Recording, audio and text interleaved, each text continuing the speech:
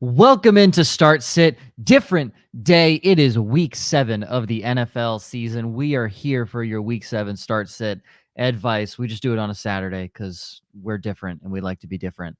There are a lot of injuries, a lot of bye weeks, and a lot to work through for week 7. Trade questions all in play. Start Sit questions all in play. Anything you have, this show is completely dictated by your questions. We don't come with anything except what we see in our chat. Let's get into it.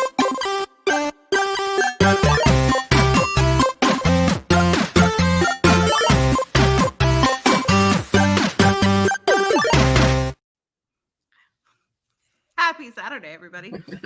You finished just in time. For people that didn't know, Faith was chewing in the background. I was ready to take the intro if she wasn't ready. Oh, I knew you were. Welcome into Start Sit, different day. Because as Joe said, it's a Start Sit show on a different day because nailed it. We like to be different. But apparently this is also the IDP version of Start Sit Different Day because we are joined by Queen Roxanne, who, for those of you who don't know, used to have an IDP show with the one and only Joe Zollo. We are joined by Mr. Fantasy and Frames Jorge himself. And Jorge. Jorge was on the show. Yeah, and Nate. Silly Faith. I was working Just up let me to get that, through my Joseph. intro, okay? Silly Faith. Always, Roxanne. Always. Mr. Fantasy and Frames himself, who also used to be on said IDP show with Joe and Roxanne. So today's the day to ask your IDP questions because we have 3 people who know their IDP and also know their offense. But on top of that, the thing that hurts the most is injuries, whether it's offense or IDP, and Joe's going to break some hearts. Am I going to break hearts? I feel like I break hearts throughout the entire show. I feel like that's just my job. But here we go. Your quarterbacks that are out, the only one you care about is Justin Fields. But Jimmy Garoppolo and Kyler Murray will also not be playing this week. So the baby and Mr. Back Spasms, I need to get rushed to the hospital because I can walk off the field under my own power, is out this week. So you have the electrifying matchup of Brian Hoyer against Tyson Bagent this week in Chicago in the Windy City. Tickets, I mean, the Bears better be paying you to go see that game at this point. Daniel Jones and Deshaun Watson, both questionable. Damian Harris, David Montgomery, Kieran Williams, Roschon Johnson, all out. 3 big names in there. Damian Harris obviously got not carted, but ambulanced off the field. I never understood because I saw that play and I was like, it didn't look super awful to me. I was like so confused. I just got out of the shower and I saw an ambulance on the field taking away Damian Harris. I was like, oh, I missed something pretty important. So Roschon Johnson was going to be a nice little start for people if he was able to get out of concussion protocol. He should be fine next week. So still might be a decent start at that point. Christian McCaffrey is questionable. That is news for many of you, but he has an extra day to rest. He should be okay. Ramondre Stevenson, Aaron Jones, Kareem Hunt, Jeff Wilson Jr., Craig Reynolds, Zach Charbonnet, all questionable. It is insane that Aaron Jones is still on the injury list. How are you not ready? It's ridiculous. Wide receivers, all questionable. DK, Debo, Juju, and Alec Pierce. You care about 2 of them. One of them made a really good play last week, and one is eating up $39 million of the New England Patriots cap space. So that's fantastic. Tight ends, Kylan Granson, Greg Dulcich, Pat Freiermuth, all out. Hunter Henry is questionable. Pick up Donald Parham and all of your questions will be answered. So tight ends are a wash. And the kickers are the strongest people in the NFL because none of them are injured. So go Kickers. You did it again. Proud of you guys. That's 2 weeks in a row. 2 weeks in a row. The kickers just out here being the strongest group of the bunch. Just the strongest little white string beans we have. The strongest little white string beans we have. Before we get into any questions, our newest friend, Caesar, wants Joe to eat his words. And Joe, for those of you who are new or weren't watching last week, Joe has very openly discussed his hatred of Alvin Kamara. For the last 3 years. Forever, basically. The last 3 years. For as long as I've known him.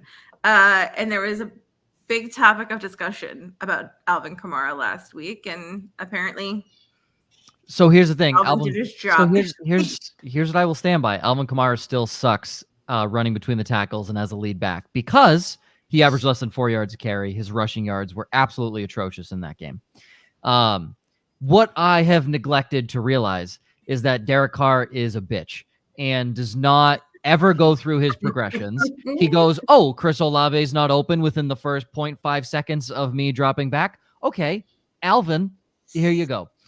You and your chipmunks just run 50 yards down the field, and it's fucking insane. Derek Carr does not go through his progressions. When he does, he holds the ball too long and takes a sack or decides to take off. It is just dump city to Alvin Kamara. Alvin Kamara had 7 fucking catches in what felt like 3 minutes. It was just dump city. Now, granted, I took Derek Carr's over on passing yards, so thank you for winning me money, Alvin Kamara. But Derek Carr looks terrible. He looks so bad. He's not confident. He is angry with his receivers. Let's get this straight. He has Michael Thomas and Chris Olave. You have 2 of the better options in the NFL at receiver. Farsto Moreau, sorry that your buddy that came over from the Raiders can't catch a fucking football in the end zone, and Taysom Hill has better hands. But he was off all night. Rashid Shaheed, he should have had a fucking touchdown, but he misses Rashid Shaheed in the back of the end zone. Mm-hmm. Alvin Kamara is the only guy he feels confident in, and that's because Derek Carr is dump city. Fun fact, Derek Carr had a game in the NFL where his average air yards per pass was negative 0.1. Negative 0.1 was his average air yards per pass in that game. That's pretty embarrassing. That is. That's insane. That is how do you average as a quarterback negative 0.1 yards per pass? Spoiler alert, they lost the fucking game when he did that. But it's insane. No, I will say at this rate, if Alvin Kamara is just going to catch the ball 11 times a game, he's going to be Austin Eckler from last year. He's going to catch the ball 11 times, get 90 yards and a touchdown, and his rushing yards are going to be 2.6 per carry. Great. Yeah, that works. I will still say Alvin Kamara is a bad running back. He is one of the most dangerous guys in open space, but he is a bad running back. He is a weapon. The Saints don't have a running back. They have 2 weapons. It's Taysom Hill and Alvin Kamara. They don't have a quarterback. They don't have a running back. They just have weapons. That's it. Continue. All right. Continue. George wants to know, do I play Aaron Jones if he's limited? And if he does play him, would you flex Jonathan Taylor or Devontae Adams in a half PPR Roxanne? Oh, man, I'm struggling with Aaron Jones, too. I'm waiting to see what comes out today. Probably not, though. With the way it's trending, I would not expect to plug him and get 20-some points tomorrow, him to be the number 1 running back at all. If it happens. I have no option. I don't either. I know. It's that week with 6 bye weeks. It's rough. Week 7. 7? Are we on week 7? Are we on week 7? Yeah. It is week 7. I thought you said there were 17. That's what I thought. 5. Yeah. Oh, no, week 7. And in the flex, geez. I'd go Adams still. Well, I think because he's saying if he plays Aaron Jones, are you flexing JT or Adams? But if you're not playing Jones, I think he's playing both of them. Yeah. If you do, I would flex Adams. I don't know about JT right now. Things could one play could all be over. Jorge? Yeah. Man, here's the situation. Like if you don't start Aaron Jones against this matchup versus Denver, who is allowing the most fantasy points to the running back position. Let's. I guess the better question is who are you starting in his place? You mentioned Jonathan Taylor. I believe Cleveland and Indianapolis square off this week. That's not exactly a great matchup for him either. You have Zach Moss still there, who it would be amazing to me in a negative light if Indianapolis is all of a sudden, oh, well, Jonathan Taylor's back. Let's just forget what Zach Moss has done the past few weeks and just give him the sole running back role. He's going to be involved in a bad match. The thing here is let's say you're the A.J. Dillon manager. I know he hasn't been mentioned here. A.J. Dillon has done nothing to take advantage of the opportunities while Aaron Jones has been gone. So at this point, you kind of have to roll the dice and just say, I mean, given the matchup, roll with Aaron Jones, even if he is limited. That's the only thing that would make me want to put him in is his matchup. And I'm a Bronco fan. I don't like to admit things like that. Aaron Jones and Davante Adams. I don't like Jonathan Taylor's matchup. The splits and I believe the snap percentage and the touches were split 50-50 between Taylor and Moss. So he is getting more and more involved. And I think after this week, he will pretty much have the full tiki torch at that point. It might be 80-20 like we see a lot of NFL teams kind of doing with their starting backs, is just giving them rest when they need it. And I think that's what's going to happen after this week. It's a bad matchup against Cleveland. I don't like it. Aaron Jones, even if he's limited, and Davante Adams. If Aaron Jones can't do it this week, there's something chronically wrong with him, and you should probably look to trade him, because at this point, Green Bay has looked so bad, and if they cannot rely on Aaron Jones, their best weapon, to be healthy, something's wrong. So I would look to trade Jones if he can't do anything this week, or if he's not even ready. And then, yeah, just wait on Jonathan Taylor. He'll be good next week. I'm curious as to let's talk about Davante Adams just for a quick second.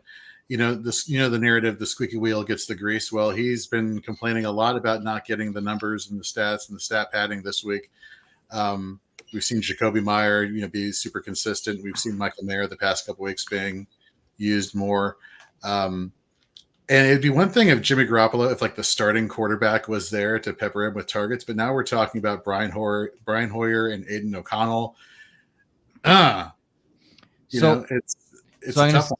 I'll say this: watching the whole game last week, because I hate myself as a Patriots fan. Michael Mayer didn't do anything when Brian Hoyer came into the game. I think he's a non-factor. Okay. When Hoyer came in, he did not look Michael Mayer's way. He looked at Davante Adams, because shocking, Davante Adams is open on every route he runs. So he was looking right at him. Jacoby Myers still didn't even do much when Hoyer came into the game. It was really Garoppolo was the one peppering Myers and Mayer. It wasn't really looking at Adams. It was the other way around when Hoyer came in. I'm not saying that repeats itself. I think Hoyer should probably look to spread it out to at least Adams and Myers and then use Mayer in the red zone. But I would be cautiously optimistic about Michael Mayer this week. I think when Garoppolo's back, he'll be fine. But I am not the biggest fan of Mayer. Myers is fine, but I think Hoyer is going to look at Davante Adams to be the guy. So that's what I noticed watching the game last week. All right. Chris says, in a full PPR, are you going with Jared Goff or Sam Howell? We'll start there. We'll get to the second part of the question. Roxanne, Goff or Howell? I'm riding Goff. I think the matchup this week is a good one. I talked about this earlier a couple of days ago. I do like Hal. I do. He's just not finding his receivers enough for me to pick him over Goff when he has Amon-Ra St. Brown. That team is doing so good this year. I'm very surprised in a good way for the Lions. And I'm riding Goff all the way. I have him in many, many leagues. So Jorge. So this is definitely some Washington bias thrown in here just because I am a Commander fan. I will roll Hal just because I do like, ironically, I do like some of the rushing upside that he brings to the table versus the Giants. You mentioned some IDP talk. Let me throw the name Kayvon Thibodeau your way. Has been a game crusher against the Commanders whenever they've played. So he may be, Sam Howell maybe running a little bit for his life against the Giants this week. Not to mention, they do have 3 talented wide receivers on this offense, 2 of which they have been emphasized, 1 of which has been just basically ignored for the most part this season, referring to Jahan Dotson. But it's hard to go against Goff because look, this offense for the Lions is just one of the best out there. And regardless if they're facing the Ravens, who don't really have too much of a pass rush, their secondary is kind of meh. Linebackers are fantastic. So I don't think you can go wrong with either. But again, Washington bias coming into play. I'll roll with Hal. All right, Joe, our tiebreaker. Tennessee with a competent quarterback destroys Baltimore last week. Jared Goff. Baltimore's not that good. Let's get that straight. Baltimore is Joe's not right. that good. Joe's right. They are. Somebody said it. They are overrated right now. Their offense is not working, and their defense, yes, their linebackers are great. Marlon Humphrey looks washed. Kyle Hamilton can't cover. He's going to box safety. And their pass rush has yet to really explode. Tennessee's so bad they made Jadeveon Clowney look good. That's how bad they are. So if any competent team, this is the best offensive line in the NFL. In every metric, they are the best offensive line in the NFL. So they're going up against that. They're going up against a good run game. And they're going up against Jared Goff, who actually looks like a true number 1 overall pick. So I think Baltimore gets pounded this week. Unless they figured something out on offense, I think they get pounded this week. Nope. All right. For the second part of the question, in a flex, are you flexing Zay Flowers, Jacoby Myers, or Jahmyr Gibbs, Roxanne? That's hard. Like he was just saying about the Ravens, they haven't figured it out. I've been pumping Zay Flowers for like 3 weeks, and finally this week I'm like, I'm done. Leaving him out of my report. I can't do it anymore. He does okay. He's going to put up, 4 to 7 points or something, but that's not what we're looking for, especially on a bye week when we are looking for somebody to replace. So I'm not going to pick him. Jacoby Myers has been surprisingly decent for fantasy. He's been money. Let's get that straight. He's been money. Correct. He's been good. I took him in a couple where I was like, God, I shouldn't have taken him there. And then now I'm like, ooh, good job, me. This year's whatever. And Jahmyr Gibbs, is he going to get touches? Is he going to? Yeah, I would go with, I'm putting Myers in out of those 3. Jorge. Yeah, I'm right there with you. Jacoby Myers, the target share has been him and Devontae Adams. Granted, this is with Jimmy Garoppolo, but I think to what you were speaking to, Joe, just a little bit ago, I think Hoyer does get the, hey, get the talking to by McDaniels. Hey, start throwing it to the other receiving options more. Jahmyr Gibbs, I've been a staunch, this is for fantasy where you probably drafted him the bust of the year. And until he actually shows something, I'm not rolling with him in any lineup unless I have to. And Zay Flowers, great story last week. Great matchup last week. Don't like it this week against Detroit secondary. Joe. Brian Hoyer is in the system. He's been in the system for his entire career that has been told throw to the slot receiver. So Jacoby Myers. I like Zay Flowers. Zay Flowers is open. The only problem is Lamar Jackson is just can't complete the ball to him. Baltimore should have beaten Pittsburgh by 20. I hear that a quarterback that can't complete a ball to a receiver, that's a problem. Yeah, that's normally bad. And as a Patriots fan, I can tell you firsthand, I see that about on 90% of the passes every single Sunday.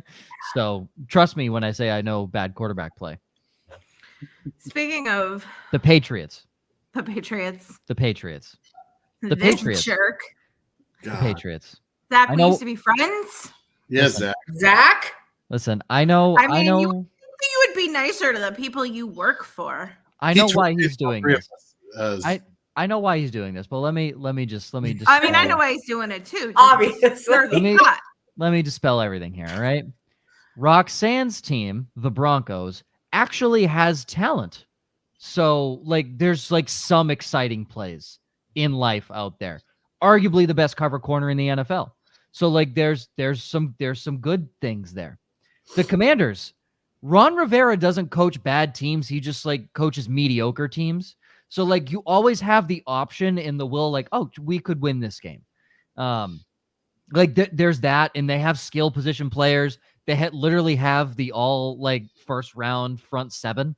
So that's fun to watch. There is not a single thing fun about watching the Patriots. No, not even a little bit. Watch just one drive. It won't take you long. It'll take 40 seconds because that's how bad they are. They go 3 and out on all their drives. It took them 30 drives to find the fucking red zone.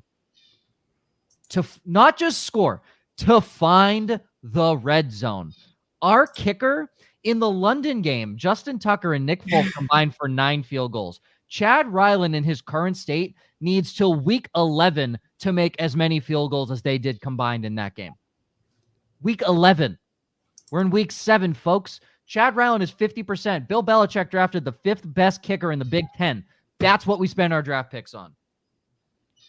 Our offensive line can't block. Their eyes are closed when they play. And Mac Jones can't complete a fucking slant pattern. And when he does throw the perfect ball and the most beautiful ball of his career, Devontae Parker, who we gave more money to in the offseason, drops it. Mm-hmm. Fuck you, Bill Belichick. Fuck you, Bill O'Brien. We suck. There is no competition. It is the most depressing team in the NFL, bar none, not even close. The Panthers knew they were going to be bad. We suck. My concern is that Bill Belichick is notoriously terrible at drafting. Terrible. So at the rate we're going... No, he's notoriously a shitty GM. He is not bad at drafting. His linebackers and his defensive picks have been pretty good.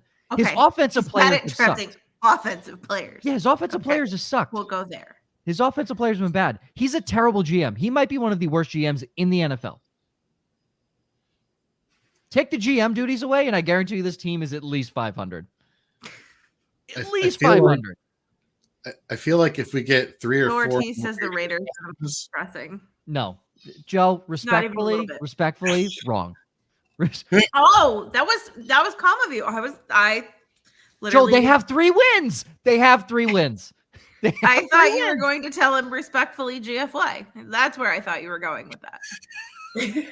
Joe, the Patriots are on pace for 3 wins this season. The Raiders already have it.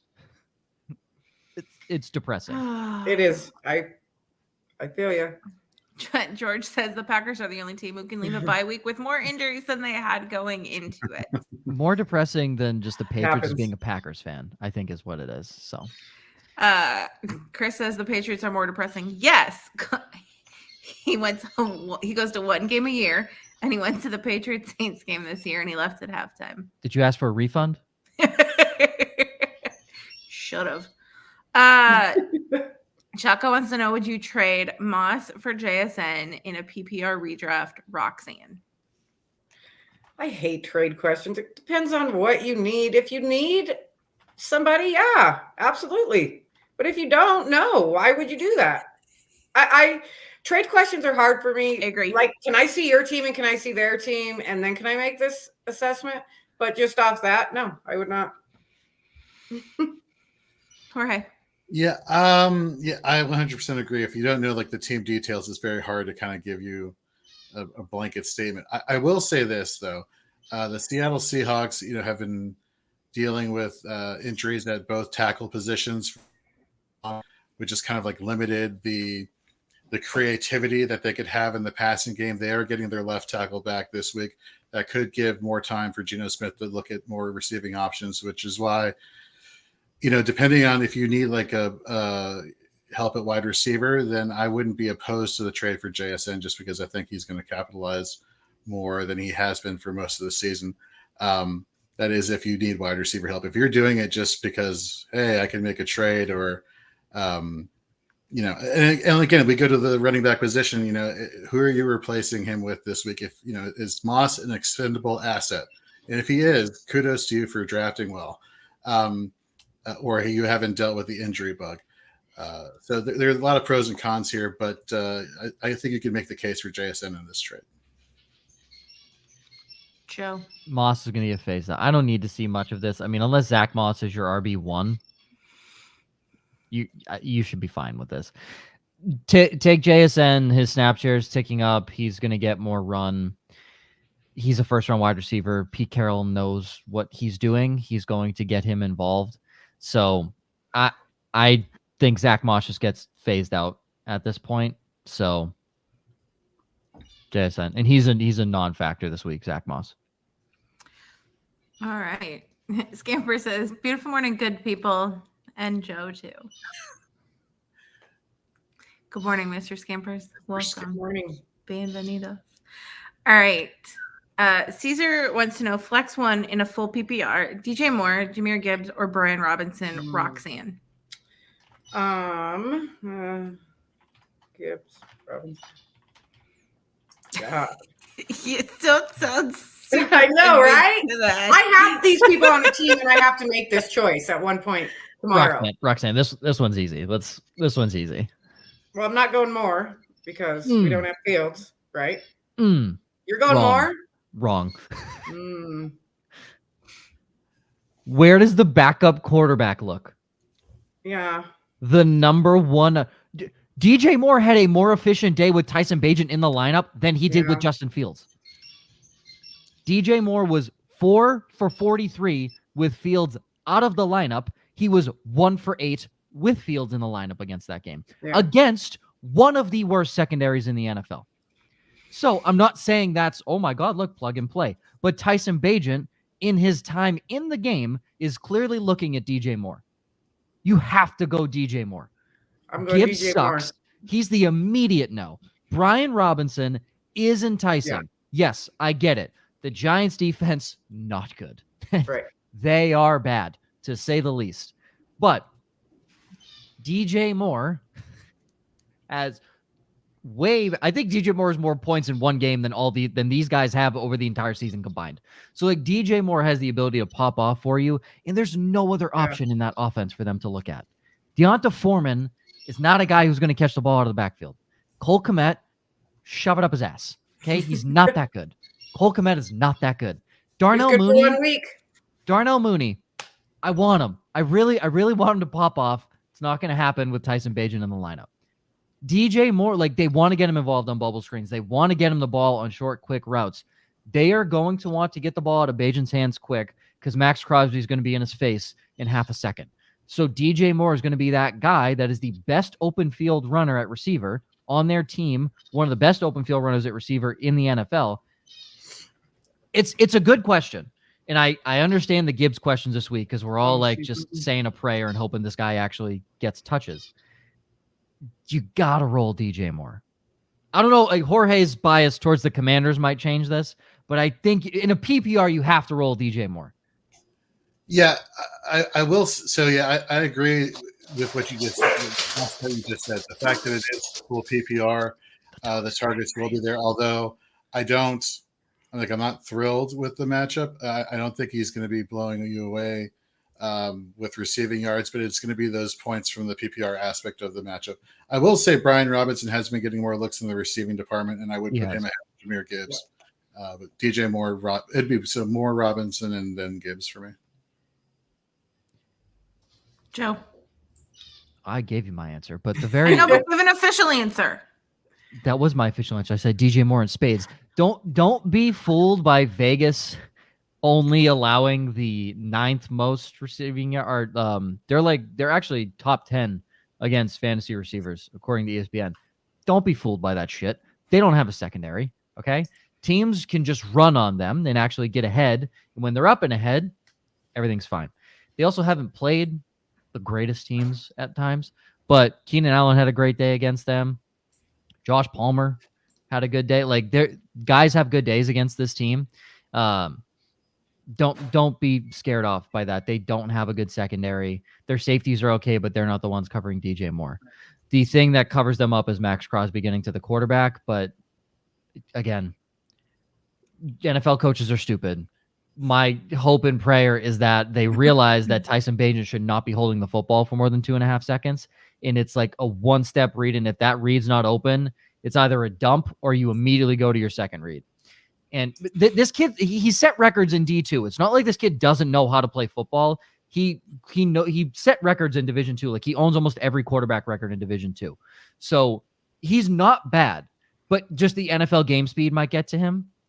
They need to pepper DJ Moore if they have any chance of thinking they can win this game. All right. Pick one. Goff, Watson, or Stafford this week. Roxanne. I'm still rolling with Goff. I think that's the safest pick this week, and they're just rolling. That offense has figured it out, unlike other ones. Not saying Stafford and the Rams haven't, but I'm rolling Goff. I'm not even considering Watson. Sorry. Yeah, it's a smash for Goff this week. Deshaun Watson, again, one of those players. Show me something, then I'll start thinking about you in the positive light. Matt Stafford, he just needs more touchdowns. Like it's just not panning out. his fantasy production. I thought he was going to be a solid QB2 for the season for people, or especially in Superflex. But even then, I feel like you can find better options. So yeah, give me Jared Goff this week. If this is a Superflex, fine, keep Watson on your roster. If this is not a Superflex, please God drop Deshaun Watson. You do not need Deshaun Watson on your team. I am going to go against Goff. I like Stafford a lot this week.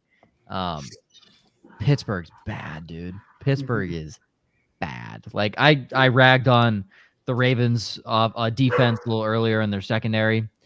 The Ravens are the Ravens. They always have some resemblance of a defense. I just haven't they haven't put it all together. They've had really good games, but they've had games where you looked like they should have been cooked. Pittsburgh has not ever had a good defensive game this year at all.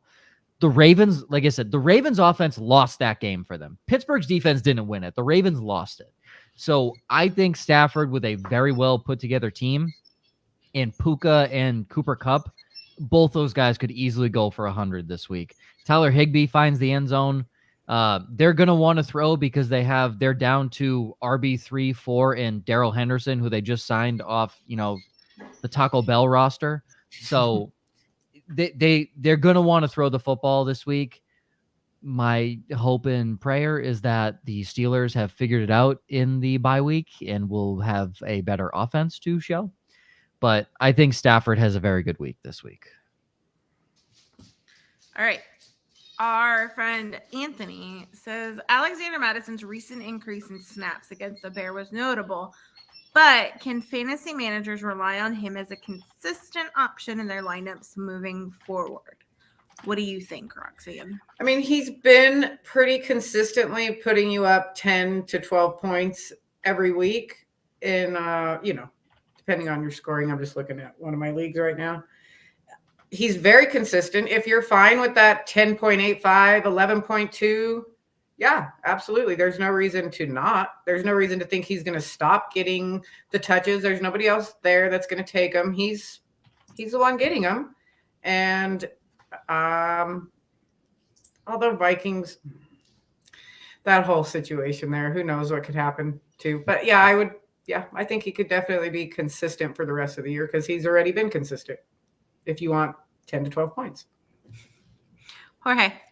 Yeah, you hit the nail right on the head there. It's what's your expectation for him? If you're looking for somebody who's going to put up, the Dalvin Cook numbers now that he's the lead running back, like that expectation should have been gone out the window a long time ago. Yeah. If you're happy with the baseline of 10 points or 10 to 13 points a game, then sure. Multiple flex options in your league, sure. If you're looking for upside, you need to look elsewhere. Joe. It's a mess. Are you really happy starting Alexander Madison? No. Is he going to get you points? Sure. You're not happy about it. He's there. He's an asset, kind of. He's like a support beam in a building. He needs to be there, but there's 100 of you. Why do we need 101? We can go without one support beam.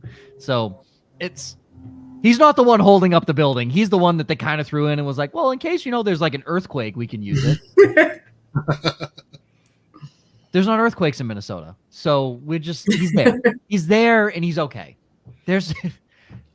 Anthony always comes with very well formed questions, and he asks this great stuff. It's a really good question. What my reaction is what everyone's reaction should be when they hear the name Alexander Madison. It's just meh. Yeah, it's just meh. Yeah. Yeah. Or you sing it like Hamilton. It's like if you need to, it's 3 a.m. and you're up late, you're coming home from the bar, and I was gonna say, is Alexander Madison, are you gonna say that Alexander Madison is a 3 a.m. you up text? No. Alexander Madison is you're the designated driver driving your drunk friends home from the bar, and they want Taco Bell because they're drunk off their ass, and then you're the sober person that has to get Taco Bell, and you're hating yourself. So that's. I eat Taco Bell sober all the time. Yeah, that's weird. So Just because you didn't have one for the last 3 years doesn't mean it's weird, Joe. No, there was a Taco Bell. Oh, you had a Taco Bell. My first ever experience with Taco Bell, I was 5, and my cousin found a live worm in his taco, and I said I will never eat Taco Bell. Okay, that's a valid, live worm. That's a valid live response. worm. Pulled it out, saw it crawling. No, I'm good. Also, nobody should be making 12 tacos for 30 cents. That doesn't make sense. What are you making it with? Is this alien meat from Community? That doesn't make any sense. Scampers has called him Alexander Medicine. Perfect. Great, Scampers. Welcome to the show. I like it. Love you. Love you. Okay. Cruz Garcia says JSN dubs or Wandale at flex. We'll start there. So I just did my article last night that hasn't dropped, and I wrote up about Dobbs, and I think this week against the Broncos is the safe play right there. The Broncos, he's not going against Patrick Surtain. He's going against Damari Mathis. So he sucks. You've heard his name many times because he doesn't do anything except let the ball get caught.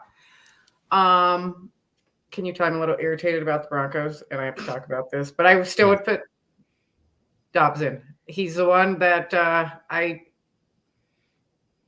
think he's the one this week. I think he's going to see the end zone. I put money on anytime touchdown. So, where's Joe? I went Grease. You're the one that I went Hannah Montana. I know. Wow, all of that. Two different people. Jorge. JSN, I mentioned him earlier. It's still, need to see the performance before start feeling confident about it. Wandale, he has a matchup against Benjamin St. Juste, who's actually been pretty solid in the slot, despite the uptick in targets you're seeing for Wandale. I agree with Roxanne. Give me Dobbs and the end zone targets for Green Bay this week. Joe. Dobbs, and you're going to hate yourself when he has 2 catches because that just feels like what Green Bay is going to do this week. So Green Bay is either going to have 35 points, Jordan Love throws for 303 touchdowns, or they have 10 points and their entire offense gets hurt. So that's really what Green Bay is looking to do this week.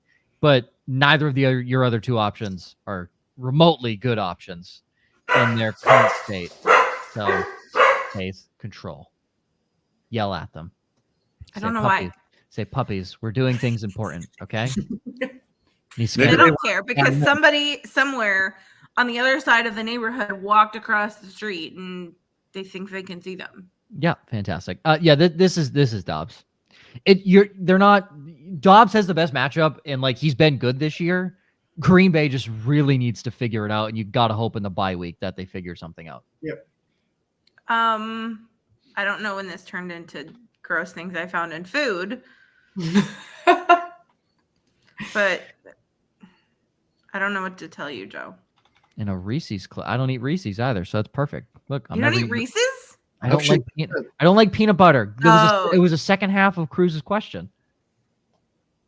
He had a tray. His thoughts. I got. Oh yes, I was getting there.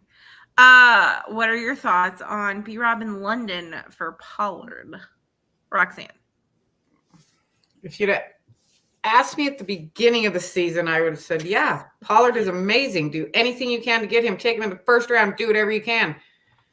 But I don't know that I'd be so... I don't know. I don't like Brian Robinson that much. I mean, I know he's getting touches and points, but I wouldn't trade him.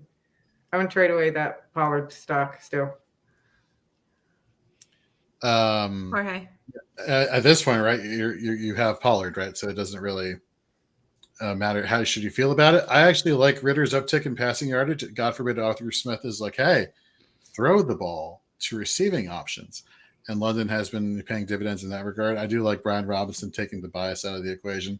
We're 3 weeks away from Brian Robinson and Bijan Robinson being back-to-back in fantasy point scoring and half PPR. I think the volume's still going to be there for Brian Robinson. Pollard, you want to talk about teams that need to get their offense right. Let's the Dallas Cowboys, When somebody by the name of Rico Dwaddle needs to come in relief of your running back, that's a little concerning. And no disrespect to Rico Dwaddle.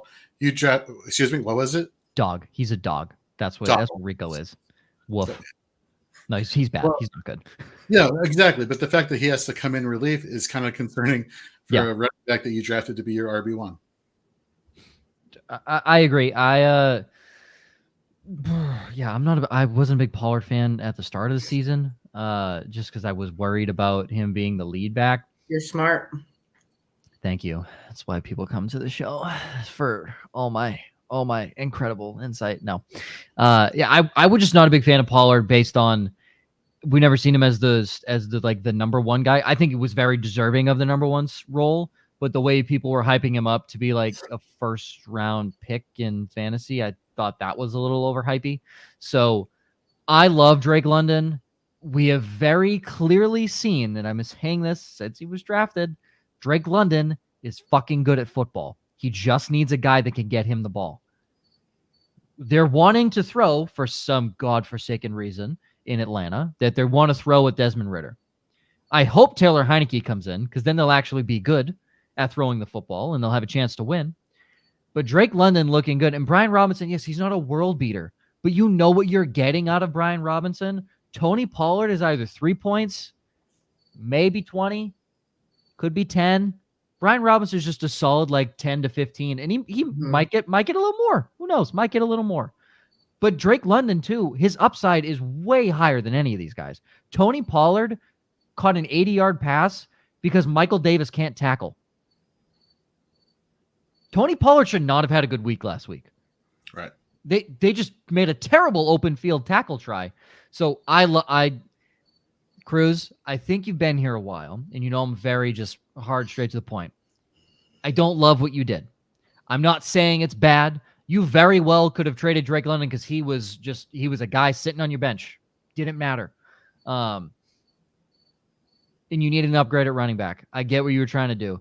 You got to hope that Dallas figures something out, because that offense has not looked like a well-oiled machine. You need them to get right over these next couple weeks so that Pollard can help you in the stretch to the playoffs. That's what you got to hope for. Because talent-wise, Pollard's probably one of the best of the bunch here. It's tough. It's tough. It is. Yeah, it's tough. I always hate shitting on people's trades that they already made, but half PPR pick 2, Godwin, Rice, Madison, Pickens, Jordan Mason, Eli Mitchell. He's assuming McCaffrey is out. So let's run the gauntlet that McCaffrey is assumed out. Pick 2.5 PPR, Roxanne. Oh my goodness, 2 of these people are in my article that's going to drop in a couple hours. Godwin and Rice. I don't know what's going on with Mike Evans over there in Tampa Bay, but he started off the year great. The last couple weeks have really dropped off. Godwin has started getting the touches, the receptions. Only problem with Godwin is he hasn't seen the end zone yet this year. Did you guys know that? He has 0 touchdowns on the year. That's not surprising. I know that. This week, I think Evans is going up against who? Hang on, give me a second. Anyways, Evans has a Casey Hayward, AJ Terrell. Yeah, he has a decent cornerback he's going up against. Godwin is going up against not a good cornerback. I think this is the week Godwin has his most yards and sees the end zone. Again, Rashee Rice, I've been hyping him up for weeks. He caught 100% of his targets last week. He's caught 88% of his targets the last 2 weeks. He's not getting a lot. It's been 4 and 5. I think this is the week Rice makes his breakout and he sees the end zone again. Jorge. Yeah, no, I'm with you with Rashee Rice. It has been building and building and building. The rapport he's had with Patrick Mahomes. You really saw it last week. We saw the Travis Kelce long catch, but you should have been paying attention to. And I promise, I promised myself I wasn't going to make a Taylor Swift reference. I'm going to keep that true to word because I know the boss lady does not like that. So, we've seen Rashee Rice get peppered a little bit more with targets. You're seeing the chemistry. When the pass rush is coming at Mahomes, he dumps it off to Rashee Rice if Travis Kelce is double teamed. And you got to like Godwin, especially for that half PPR upside. Madison, what help is he giving you in the receiving game? Pickens, even though people want him to be more, is still a deep ball threat. Mason, Mitchell, splitting carries if McCaffrey's out. So, yeah, you got to go with the first 2. Rashee Rice and George Pickens. I love George Pickens. LA's defense is bad. George Pickens is the best receiver on that team. Deontay Johnson can't hold a candle outside of route running. George Pickens is better. And Rashee Rice, SMU, baby. Wide receiver university. Rashee Rice is going to be very good when he can finally click. There's no other receiver on that team that is remotely in the same stratosphere as Rashee Rice. And that's not even saying Rashee Rice is like a high-level caliber NFL receiver. He's getting there. But like all the other guys on the team are terrible. Rashee Rice is fantastic. Only guy that can like catch with his hands, which is weird. I think receivers are supposed to be able to do that. So Rashee Rice and George Pickens. I think that game with the Rams in Pittsburgh stays close. So I think Kenny's going to have to throw and he's going to look to George Pickens. He doesn't drop anything and he has some of the best body control on the sideline of any receiver in the NFL. Insane. Thank you for taking over. Anytime. Scampers wants to know in a half PPR, is it Gus Edwards versus Detroit, Dylan at Denver, or any of the non-mustard Miami running backs at Philly? Roxanne. Do it. Dylan, I'm irritated with that whole situation there, but they are playing Denver. Aren't we all? Aren't we all? So they are playing Denver, who, as we know, lets running backs set records against us weekly. Classic. Fun part about Denver. We do set records, it's just bad ones. Any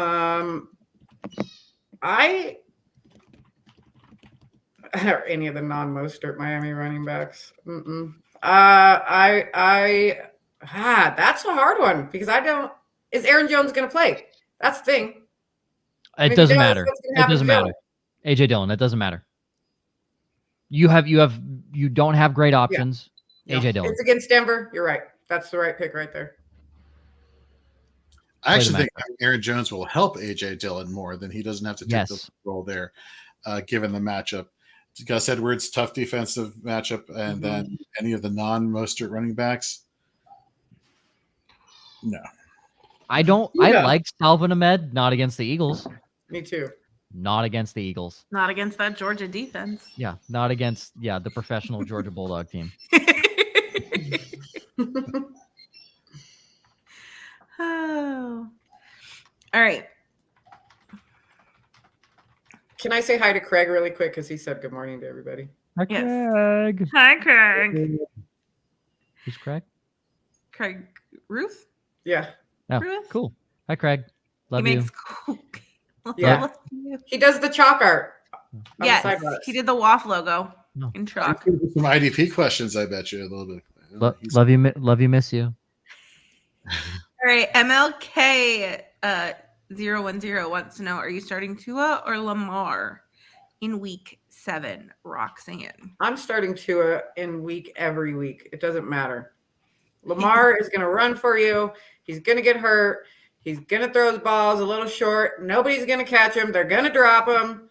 And Tua is just amazing this year. That's all I can say. I'm going Tua. Sorry. Yeah, okay. I actually have them back to back in my Fantasy Pros ranking with Tua ahead. Just this is going to be a fun game on Sunday Night Football. So just give me Tua and all the weapons and just sit back and have fun with it. It's the highest scoring game on DraftKings. There's going to be points in that game. It's going to be fun for fantasy football. All right.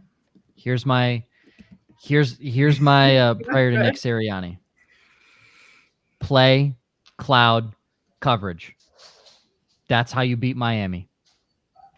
That is how you beat Miami. You play cloud coverage and you have the pass rush in the defensive line to get to Tua. Stop the big play. Play cloud coverage. Put 7 in the box.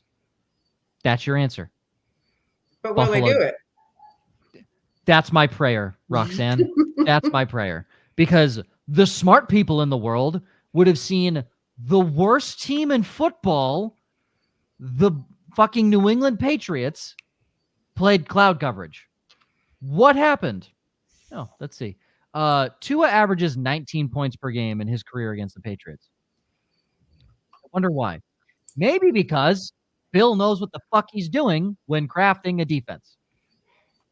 He plays Tua twice a year. Plays Miami twice a year for fucking ever. Run cloud coverage. The easiest game. Run cloud coverage against Miami, you lose. Get physical with Miami, they lose. That's it. They lose if you get physical with them. Buffalo got physical. Buffalo's not as good of a defense as Philly. Not even close. Buffalo got physical with Miami. They stopped them. They ran cloud coverage. Stopped them. That's all you have to do. Lamar's going to have to throw to stay in this game. Yes, Tua's going to have to do the same thing. But I think Tua stays under 250, and I think only throws for 2 touchdowns. I think Lamar is going to have more game on the ground against Detroit. I think he's going to have to use his legs. He's going to have to get creative against this defense. Hutchinson's going to be in his face, so he's going to have to scramble. Tua is not going to scramble. He's not going to do any of that. I think he stays under 250. I think they cap him at 2 touchdowns. I am praying to the God above, also known as Nick Sirianni, run cloud coverage. You have the defense to beat this team. You can. You can do it. Philly will have a good day on offense. Miami's defense is terrible. Cloud coverage against the Miami Dolphins will beat them. Everyone says this is a Super Bowl matchup. Stop. No, wait, that's not what I want to do. No, stop yelling. Hey, Cap, you're 100% correct. Tua is 5-0 against Belichick. That is 100% correct. Belichick. He also, if I told you going into a game, you were going to hold Miami to 19 points, you'd say that's a fucking win. What do you mean that's a win? But I don't know if you've watched Patriots football. We have Mac Jones. Okay? We don't have an offense. We have held Tua to 19 points per game. The defense clearly works. That's all you have to do to beat this team. What did Buffalo do? Held them to 20 points. Yeah. If I told you you could hold Miami or the Chiefs to 19 points a game, what would you say? We're going to win that game. We're going to win that game. The Eagles, easy. This is so easy. The game is so easy. Like, just run Madden simulations and you'll fucking win. That's how easy this is. That's it. We'll run Madden simulations, and that's exactly the way to protect cloud coverage. Why hasn't anybody figured this out by now and been millions of dollars? Jorge, it's unbelievable how nobody besides Bill Belichick and now fucking Sean McDermott, the dummiest of the dummies when it comes to in-division matchups, has played cloud coverage. It's that easy. Maybe look at the teams in their division and see what they're doing to beat this fucking team. Because they do it. I agree with you that, the defensive line, which is elite for Philadelphia, needs to hit home in order to limit Tua's upside there. But I feel like just the receiving options are there. The receiving options out of the backfield just to dump it off and get more yards after the catch for the skill players, which will ultimately inflate Tua's numbers are there. My concern with Lamar, and don't get me wrong, I mean, I have them 3 and 4, so it's not like I'm saying Lamar is going to be a bad matchup. But that secondary for Detroit, is no pushover, and they kind of crowd the line of scrimmage also, which if the defensive line can't get Lamar and the linebackers can't get Lamar, well, then, the athletic corners and safeties in the secondary surely can. But like I said, 3 and 4, you're not hurting if you're starting either one, really, there, MLK 010. Thanks, JC, for the stat. Appreciate it. Can you pull the stat against Buffalo too? That'd be funny to watch. He was a consultant last year. The writing is on the fucking wall to beat this team. They are a second round bounce when they play an actual put together NFL football team. They are. The Dolphins are not that good. People need to get off their high horse. They are setting unbelievable records. 100%. That is regular season football. That is Drew Brees and Peyton Manning. They're not going to win in the playoffs. They can't. They can't with how their team is structured. Okay. Move on. Fuck Tua. He's not good this week. We have like 9 questions, 5 minutes. Joe, let's fly through them. Joe's camera is deciding to not focus for a hot second. Tua. He's not going to be good this week. So we are moving into what I like to call a lightning round. I will ask a question. I just need an answer from you without a full description because ain't nobody got time for that. So Scampers wants to know, who do you like more, the 2 Minnesota wide receivers versus San Francisco this week, Would you start both of them over Warren and Algier in a PPR, Roxanne? I would. Am I supposed to talk more? Who are you liking more of the two? Okay. I would start the Minnesota wide receivers this week over Warren and Algier. That's just me. Jorge. So are they asking whether it's Addison or Osborne? Because if that's the think case, so. Are you liking more of those two? And then are you starting Osborne? Would you start either both of them or both of them over Warren and Algier? So Roxanne, you regardless, who do you like more of the two? Osborne. Okay. But you would start either of them over Warren and Algier? I would. Okay. All right. Osborne, but not over Warren. Yes, over Algier. Joe. Yeah, I'm starting Jaylen Warren, and I like Addison more. I still don't love San Francisco's secondary. Okay. Quick break-in. Cap, if you've been around for any point of any time, Joe said it from the beginning of the show, literally says this every week. I don't know who you're trying to... Worst team in the league. I don't know. I don't know if you were hoping to, call us out, but we are well aware of how much we suck as... Oh, yeah, we're bad. We know. We know this. Caden wants to know, should he start Rashee Rice or Brian Robinson in a flex spot? It's a 3 wide receiver league. Roxanne. Rashee Rice. Jorge. 100%. Rashee Rice. Joe? Ditto. Oh, stop it. Not even close. Not even close. Ditto.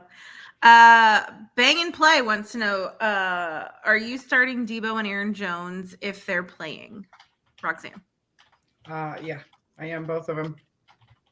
Aaron Jones especially.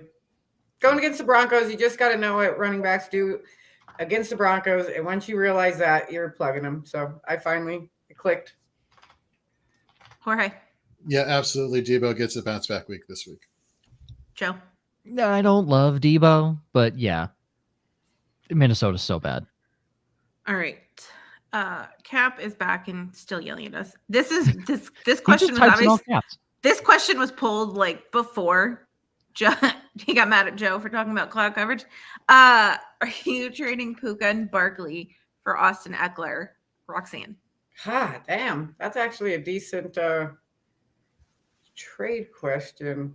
I love Eckler, so I have to take my bias out of this. And no, I would not trade those two away for Eckler. Jorge. Agreed. No, I'm keeping. Give me more weapons than just one. I'd rather have Puka and Barkley. Joe. Yeah, I'm keeping Puka. I mean, unless Puka is an expendable asset, which is weird to say. I'm on a team where I could sit Puka if I really wanted to in a bad matchup because I have 2 other guys on the bench that I could start. So if you need a second running back, sure, but I would keep Puka and Barkley because Eckler's not going to do much on the ground. Okay, Jennifer needs an RB. Are you grabbing Javonte Williams or Deontay Foreman off of waivers, Roxanne? Neither. No, I don't know. Javonte. I'll take Javonte because he's my home team and he has to bounce back from that little injury. Okay, Jorge. I'll throw a curveball and say Jaleel McLaughlin, who's available on your waivers because he's been a more productive running back than Javonte Williams. If you're in a league with me, he is not on your waivers. Joe. Foreman. He's going to get all the carries this week. All right.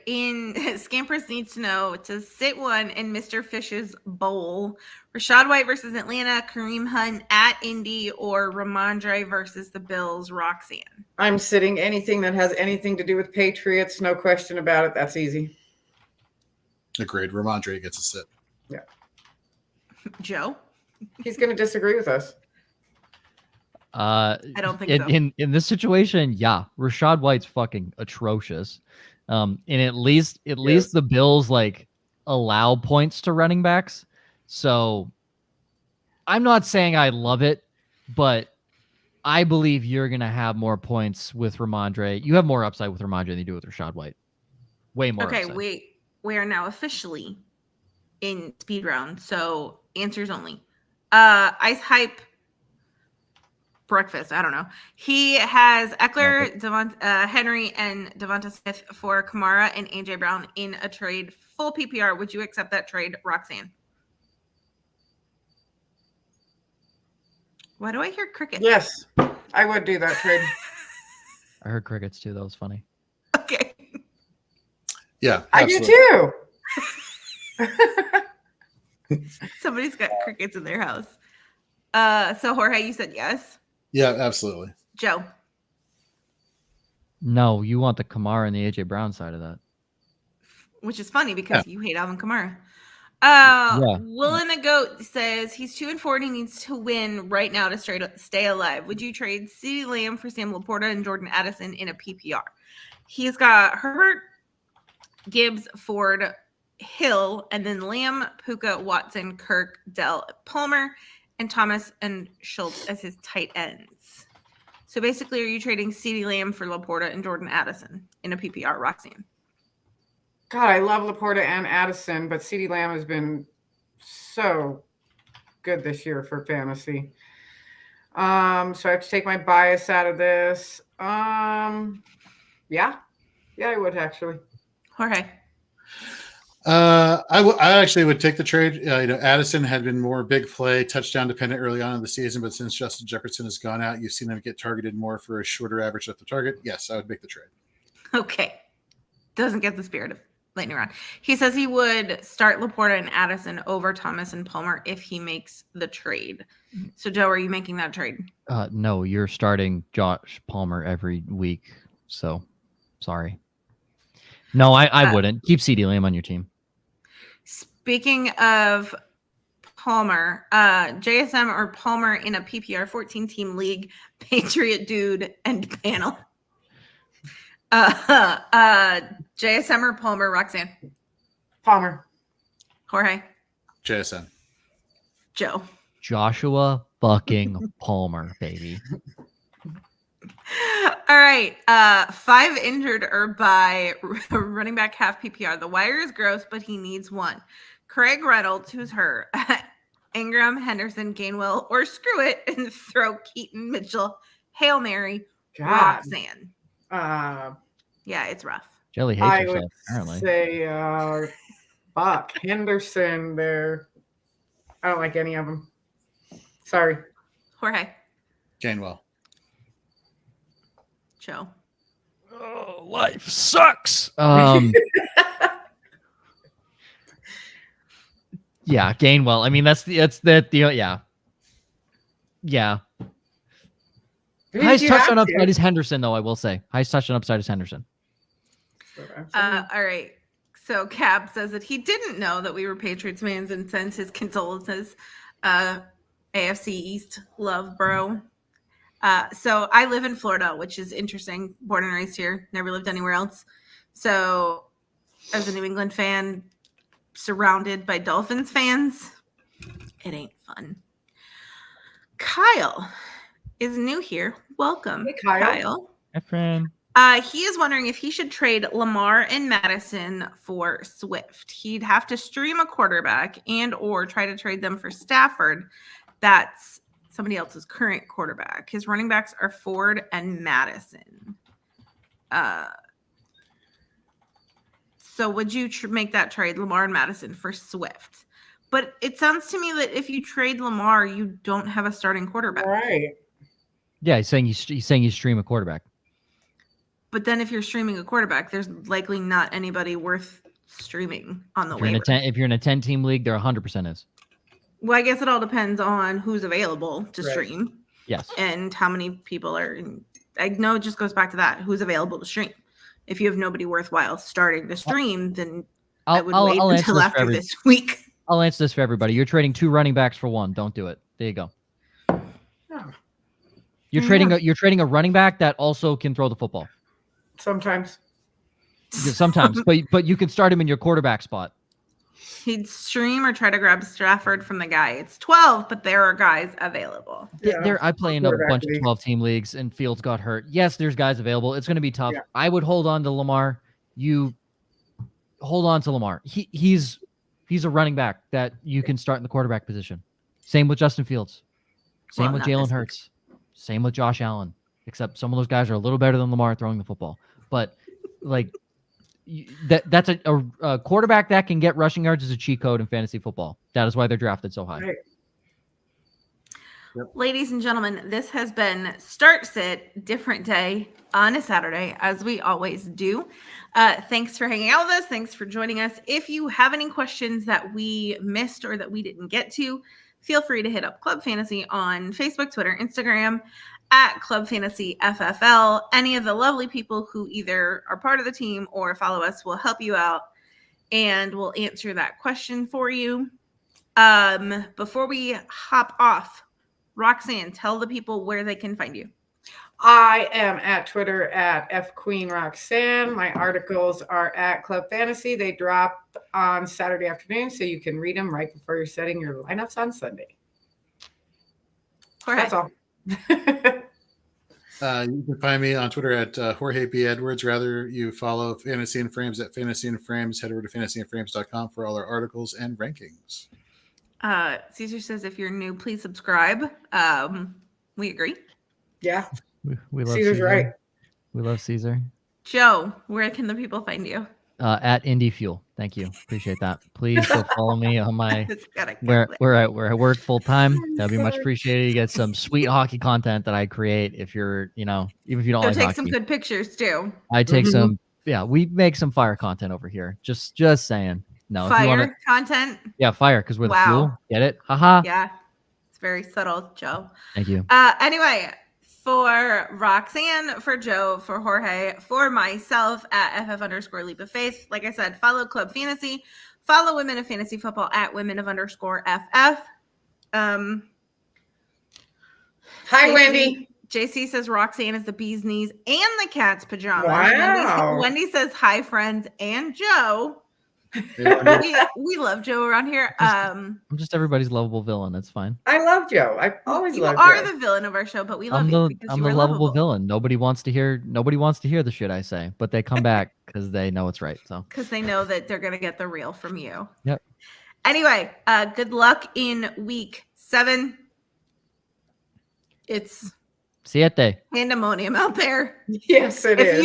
If you win your matchups this week, good job on your draft because you made sure that you paid attention to bye weeks because some of us did not. I didn't pay attention to week 11. That's on me. But you play me week 11 this week. Week 11, I'm right there with you. Yeah, you're gonna curb stomp me in week 11. So if you're in my league, good luck this weekend. If you're a college football fan, happy football Saturday. Hit it, Joe. Thanks.